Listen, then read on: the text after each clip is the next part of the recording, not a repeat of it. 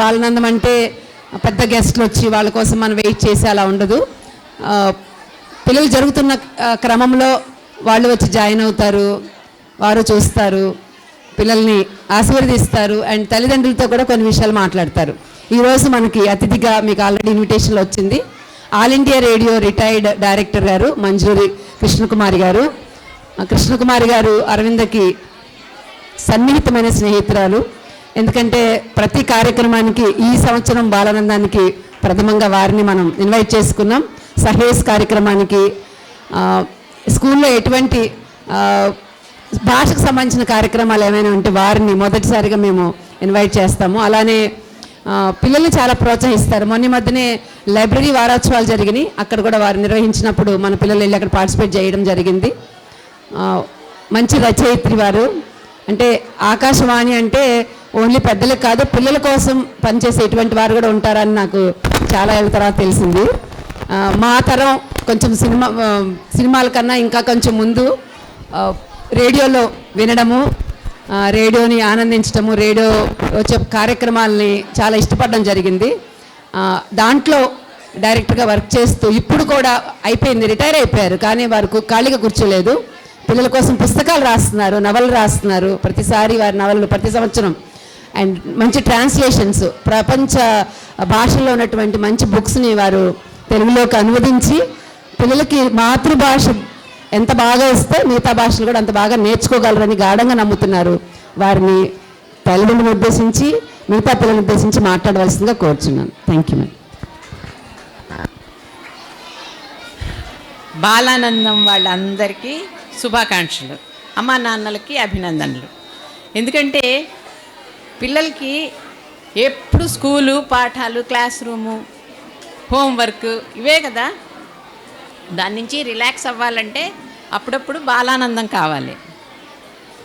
ఎందుకంటే బాలానందం ఎందుకు, ఇంట్లో రోజు ఉంటారుగా, ఆడుకుంటూ ఉంటారుగా, స్కూల్కి వచ్చి ఆడుకుంటారుగా, ఎందుకు బాలానందం స్పెషల్గా ఉండాలి?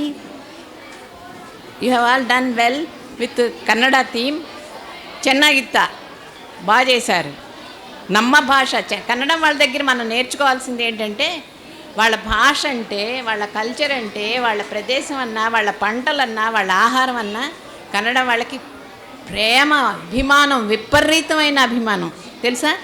మీరైతే నీ పేరేంటంటే మొహం అటు ఇటు చూస్తారు, కానీ వాళ్ళకి వాట్స్ యువర్ నేమ్ అన్నావు అనుకో పక్కగా తిప్పుతారు మొహం. ఎందుకంటే కన్నడంలోనే అడగమంటారనమాట. వాళ్ళు కన్నడంలోనే, వాళ్ళ కన్నడ, వాళ్ళు తినే ఆహారం, వాళ్ళు మాట్లాడే భాష అన్నీ వాళ్ళు అభిమానిస్తారు. అలాగే మనం కూడా వాళ్ళ దగ్గర నేర్చుకోవాల్సిన విషయం అది. మనం గౌరవించుకోవాలి మన భాషని. ఇప్పుడు కర్ణాటకాని గురించి చాలా వేశారు కదా, మీరు నాటకాలు వేశారు, తర్వాత ఏమో డ్యాన్సులు చేశారు. ఇక్కడ ఎంతమందికి శ్రావణ బెళగొళ అనేది విన్నారా? విన్నారా శ్రావణ బెళగొళ అనేది? వినలేదు. కర్ణాటకలో చాలా బెస్ట్ హిస్టారిక్ ప్లేస్ అన్నమాట అది. అక్కడ శ్రావణ బెళగొళలో ఉన్నటువంటి విగ్రహం ఎంత పెద్ద విగ్రహం ఉంటుందంటే, మనం వెళ్ళి, నేను ఇంకొంచెం నాకన్నా పొడుగ్గా ఉన్న వాళ్ళు నించుంటే ఆ పాదం అంతే ఉంటాం మనం, ఆ విగ్రహం యొక్క పాదం అంత ఉంటాం, చూసి తీరాలన్నమాట. దానికి ఒక ప్రతి 12 ఏళ్లకు ఒకసారి మహామస్తకాభిషేకం అని చేస్తారు. అంటే అంత పెద్ద విగ్రహానికి పైనుంచి పాలతోటి అభిషేకం చేస్తారనమాట.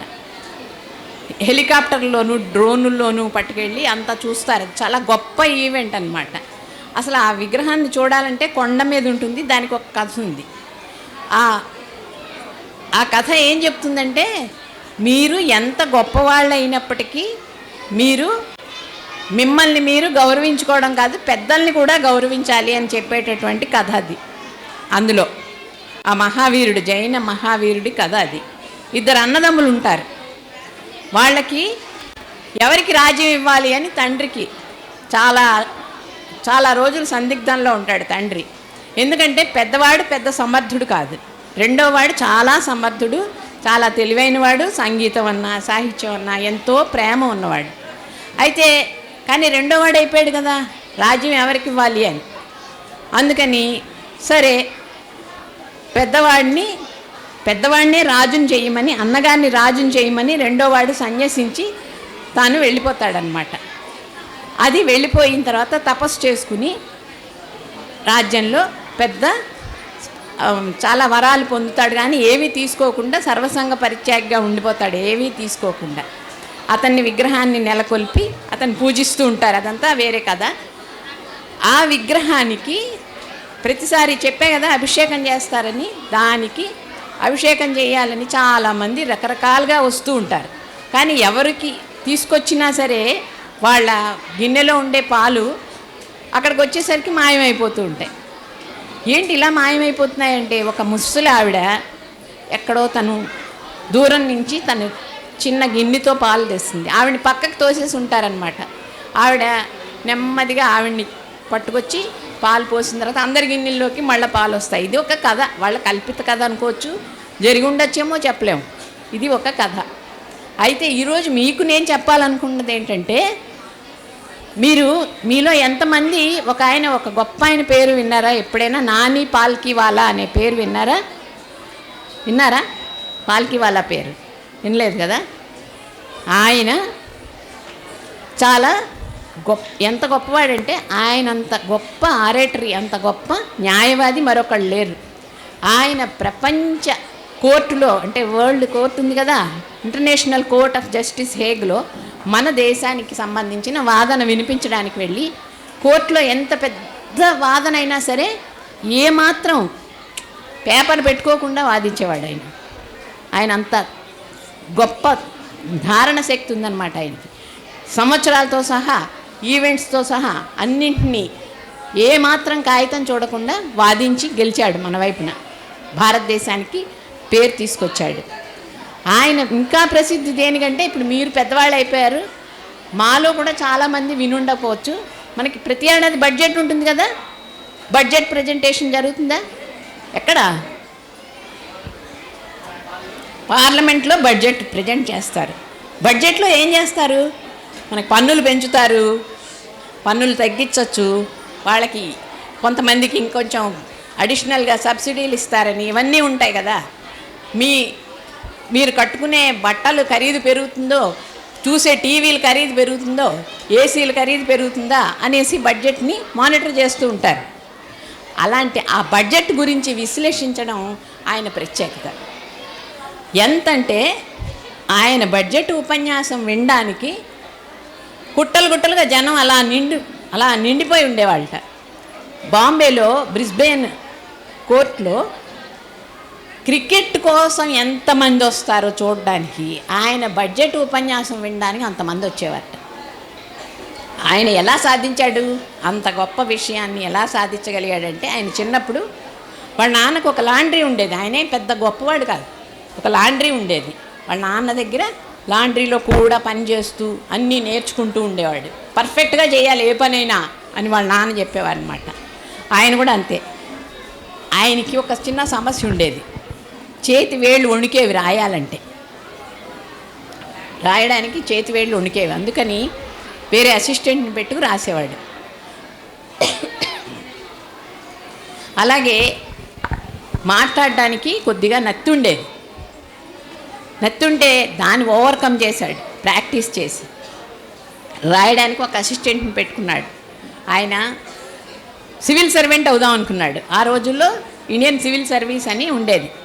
వాళ్ళ నాన్న వద్దు, సివిల్ సర్వీస్ వద్దన్నాడు. అయితే ఆయన సివిల్ సర్వీసెస్ అవ్వాలి అని చెప్పి అప్లికేషన్ పెట్టాడు. కానీ ఆ ఏడాది అక్కడ గొడవలు జరిగి పరీక్ష క్యాన్సిల్ అయింది. సరే, వాళ్ళ నాన్న చాలా సంతోషించారు. ఈయన లా చదువు నువ్వు, నీకున్నటువంటి తెలివితేటలకని చెప్పాడు. ఇంగ్లీష్లో ఈయన ఫస్ట్ క్లాస్లో యూనివర్సిటీ ఫస్ట్ గోల్డ్ మెడలిస్ట్గా పాస్ అయ్యాడు. లా చదువు అంటే లా చదివాడు, లాలో గోల్డ్ మెడలిస్ట్. అప్పుడు ఈయన జూనియర్ లాయర్గా మొట్టమొదటిసారి కోర్టులో వాదించాడు. ఏం కేసో తెలుసా? ప్రభుత్వం చేసే పని తప్పు, ప్రభుత్వం దానికి వెనక్కి తీసుకోవాలి అని వాదించినటువంటి ఏకైక ఫస్ట్ న్యాయవాది. ఎప్పుడైనా గవర్నమెంట్ని అగెనిస్ట్గా ఎవరు వాదించరు కదా, వాదిస్తారా? వాదించరు కదా. కానీ దానికి ఆయన ప్రసిద్ధి అన్నమాట. మొదటిసారి ఆయన వల్ల మన దేశంలో ప్రజలు వాళ్ళ గొంతు విప్పి అడగడానికి, ఒక ప్రభుత్వాన్ని ప్రశ్నించడానికి మొట్టమొదటగా ప్రయత్నించినటువంటి న్యాయవాది ఆయన. ఆయన జీవితాన్ని గురించి మీరు బాగా తెలుసుకోవాలి. తెలిసిందా? ఆకలేస్తుందా? ఆకలి వేస్తున్నాయా?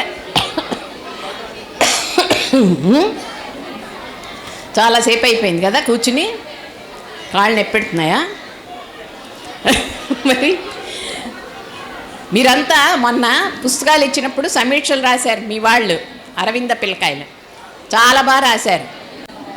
పుస్తకాన్ని చదివి రాసినటువంటి పిల్లలు వీళ్ళందరికీ కూడా చాలా మంచి భవిష్యత్తు ఉంటుంది. ఎందుకంటే మీకు బాలానందం ఉండడం వల్ల, పుస్తకాలు చదవడం వల్ల, రాయడం వల్ల మీకు ఒక రకమైనటువంటి కొత్త ఎక్స్పోజర్ ఉంది, కొత్త ప్రపంచం తెలుస్తుంది మీకు.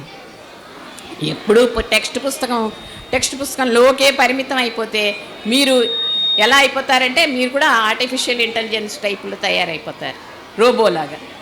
అంతేనా? నిన్న ఒక దురదృష్టకరమైన సంఘటన పేపర్లో, న్యూస్లో వచ్చింది.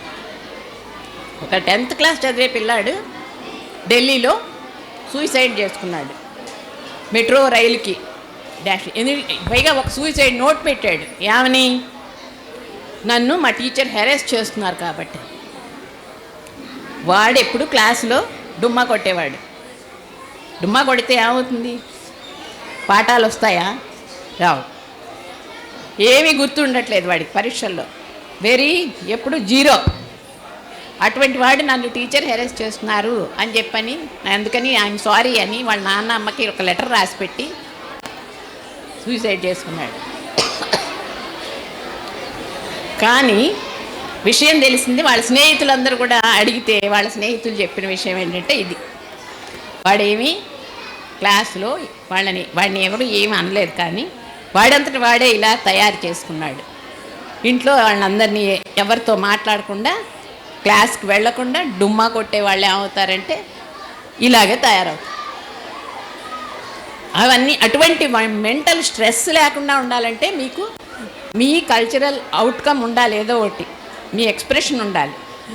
దానికి కథలు రాయడం కానీ, పుస్తకాలు చదవడం కానీ, ఇలా డ్యాన్స్ చేయడం కానీ, ఇలాంటివి చేస్తేనే మీకు ఓపెన్ అప్ అవుతారు. అంతేనా? లేకపోతే ఎంతసేపు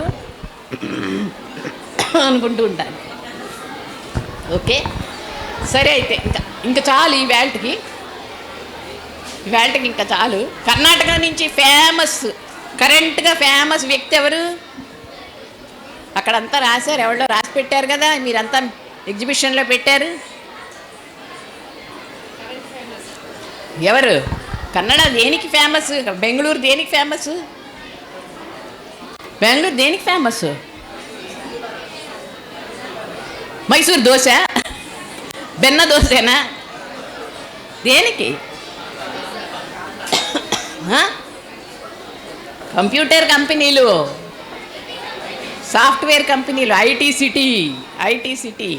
ఆ ఐటీ సిటీని ముందర ఇన్ఫోసిస్ అనే కంపెనీని బెంగళూరుకి మన ఇండియాలో వరల్డ్ వాటితోటి పోటీ పడే విధంగా తయారు చేసిన వ్యక్తి కన్నడ వ్యక్తి ఇన్ఫోసిస్ నారాయణమూర్తి గారు. ఆయన సుధామూర్తి గారి భర్త. మీరంతా సుధామూర్తి కథల పుస్తకాలు తెగ చదువుతుంటారుగా.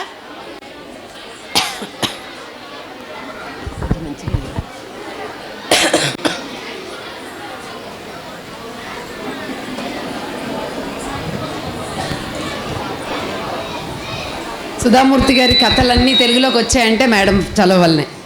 అన్ని పుస్తకాలు తెలుగులోకి తర్జుమా చేశారు కాబట్టి పిల్లలు హాయిగా ఇంగ్లీష్లోనే కాదు, సుధామూర్తి పుస్తకాలు, నవలలు అన్నీ తెలుగులో చదువుకోవడానికి కృష్ణకుమారి గారు వారి శక్తినంతా ఉపయోగించి చాలా అట్రాక్టివ్ బుక్స్ పబ్లిష్ చేశారు.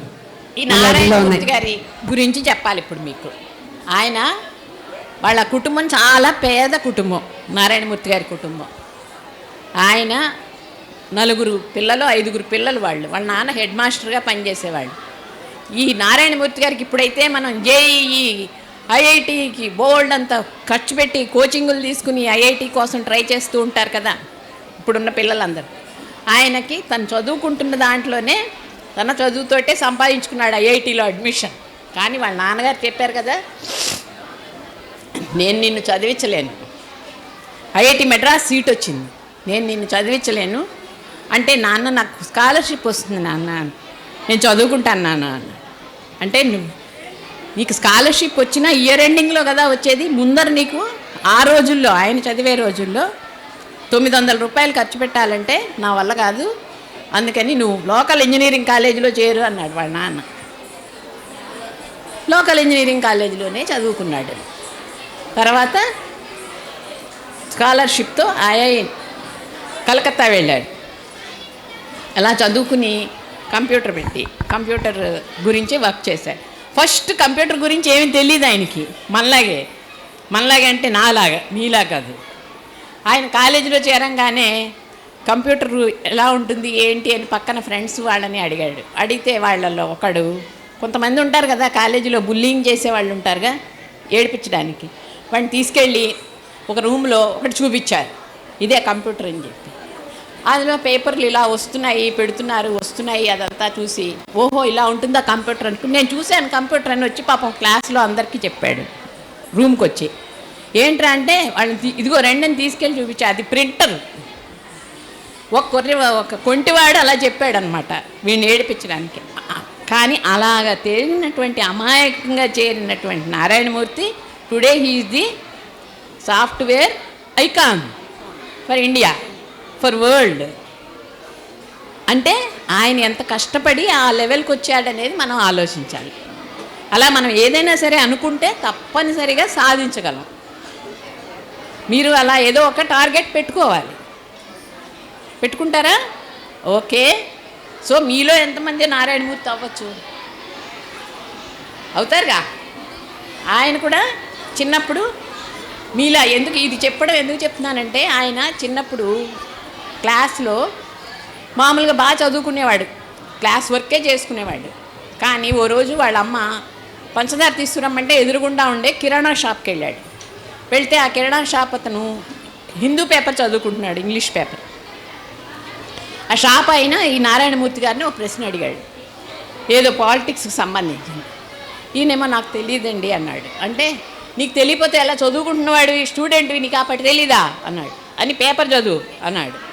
అప్పటి నుంచి రోజు పొద్దుటే ఆ షాపు వాడు తెరిచే లోపల వెంటనే వెళ్ళిపోయి ఆయన వచ్చే లోపలనే ఆ పేపర్ తీసుకుని చదివేసి జనరల్ నాలెడ్జ్ ఎక్విప్ చేసుకున్నాడు. కాబట్టే ఆయన he could come up in life and win success. మనకు కావాలంటే అంత పట్టుదల ఉండాలి. అలా పట్టుదల పెట్టుకోండి, ఏదో ఒక టార్గెట్ పెట్టుకోండి, అప్పుడే వీ కెన్ అచీవ్ ఎనీథింగ్. దానికి ఎగ్జాంపుల్ వాళ్ళు. ఓకే, పెట్టుకుంటారా టార్గెట్? చదవాలి కదా, దానికి ఏమేం చేయాలి? ఒక టార్గెట్ పెట్టుకోవాలి, దానికోసం కష్టపడాలి, ఎఫర్ట్ పెట్టాలి, కష్టపడాలి, ఎక్సెల్ అవ్వడానికి ప్రయత్నించాలి. అప్పుడే మీరు ఏమవుతారు? విజేతలు అవుతారు. Hope you will have so many విజేతలు అమాంగ్ యూ. శుభాకాంక్షలు. థ్యాంక్ యూ అండి. సో చాలా తక్కువ సమయంలో తల్లిదండ్రులు కూడా ఇది అన్వయించుకోవాలి. మనకి ఇంటి దగ్గర ఆ చదువుకునే వాతావరణం, చదివించే వాతావరణం, అంటే చదవంటే ఓన్లీ టెక్స్ట్ బుక్స్ అనుకోవద్దు, చాలా చుట్టూతా ఉంది. మొబైల్ కూడా కాదు, ఏఐ కాదు, ChatGPT కాదు, అవి కాకుండా ఇంకా ప్రింట్ పుస్తకాలు, లైబ్రరీ పుస్తకాలు, కథలు, ఇవన్నీ పిల్లలు బాల్యంలో ఉంటేనే పెద్ద అయిన తర్వాత వాళ్ళు సొంతగా ఆలోచించడానికి అవకాశాలు ఉంటాయి. ఆ విషయం పదే పేరెంట్స్కి ఇలా చెప్పడం చాలా అవసరం అనుకుంటున్నాం. I request Padma madam to felicitate the guest. Children come. Anuradha ma'am also. All the teachers of class 5 please ఇవ్వండి.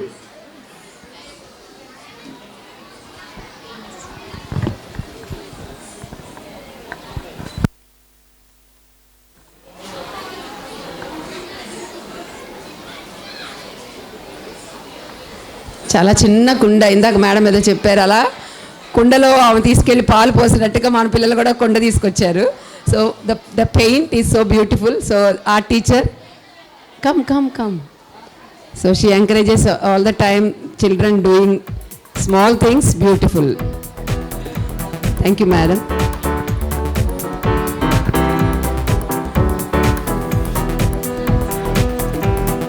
గుడ్ మార్నింగ్ అందరికీ. బాలానందం అంటే చాలా హుషారుగా ఉంటారు. చదువులో ఒక భాగం బాలానందం. రేపటి నుండి ఈ బాలానందాన్ని జ్ఞాపకాలతో ఇంకా ఇంకా బాగా చదువుతూ ఉంటారు. అలాగే మన స్టూడెంట్స్ బుక్స్ చదవటం వల్ల కానీ ఎలా అయినా సరే చాలా చాలా కాంపిటీషన్స్కి వెళ్ళటము, అక్కడ మంచి మంచి స్టోరీస్ రాయటం, బాలమిత్ర, గ్రంథాలయము, అలాగే ఇంగ్లీషు న్యూస్ పేపరు, ఇలా రకరకాలుగా అన్నిటిల్లో మేమే ఫస్ట్ అనిపించుకుంటూ ఉంటారు. మేడం చెప్పినట్లు చదువులో టెక్స్ట్ బుక్స్ ఒక్కటే చదివితే అంతవరకే మార్క్స్ వస్తాయి. వీళ్ళు ప్రతిదీ తెలుసుకోవడము, బయటికి వెళ్ళడము, నేర్చుకోవడంలో చాలా చాలా నాలెడ్జ్ సాధించి దేనికైనా మేము సిద్ధం అంటున్నారు అరవింద స్టూడెంట్స్. ఇలాగే ఎప్పుడు బాలానందం ఒక్కటే కాదు, వాళ్ళకి రోజు బాలానందమే. చదవడం ఇష్టం, ఆడటం ఇష్టం, మంచి మంచి కథలు చదవడం ఇష్టం. ఇలాంటివి అవలీలగా చేయగలుగుతున్నారు. ఎక్కువ టైం కూడా లేదు. అనురాధ స్ఫూర్తితో టీచర్స్ చాలా తక్కువ టైంలో వాళ్ళకు లెర్నింగ్ జరుగుతూనే, క్లాసెస్ జరుగుతూనే ఉండి కొద్ది టైంలో 1 అవర్లోనే ఇంత మంచి ప్రోగ్రామ్ ఇవ్వడానికి స్ఫూర్తి ఇచ్చినటువంటి మన అరవింద టీచర్స్కి, అనురాధకి ముఖ్యంగా ఇవన్నీ నడుపుతున్న ప్రతి ఒక్కళ్ళకి నా హృదయపూర్వక ధన్యవాదాలు తెలుపుకుంటున్నాను. ఓకే, థ్యాంక్ యూ అండి.